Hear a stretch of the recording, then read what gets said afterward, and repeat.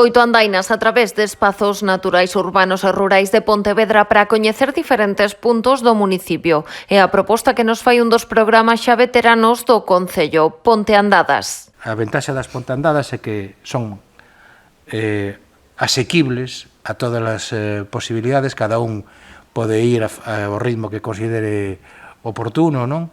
E pode disfrutar dun día diferente e tamén, por que non decirlo tamén, coñecer lugares do noso concello que están escondidos, que son pouco coñecidos e que merece a pena coñecer. A primeira celebrarase xa este domingo 16 de abril. Bautizada como Ponteandada Panorámica, percorrerá distintas zonas do Parque Forestal da Fracha. Xa hai 156 inscritos. O 7 de maio farase un percorrido inverso ao Camiño Portugués, mentres que o 11 de xuño será a Ponteandada Familia polo Pontillón do Castro, cun percorrido dobre para a rapazada e adultos. O domingo 1 de outubro celebrarase unha das novidades, a Ponteandada Extreme e Mini Extreme. Casi facemos un percorrido polo perímetro do concello, non?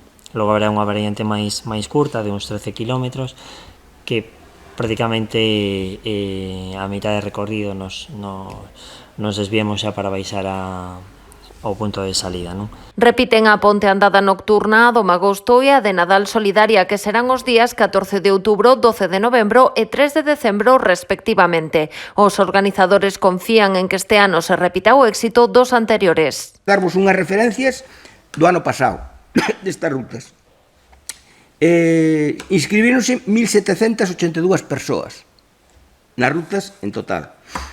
Destas 1.782, asistiron 1.349 persoas.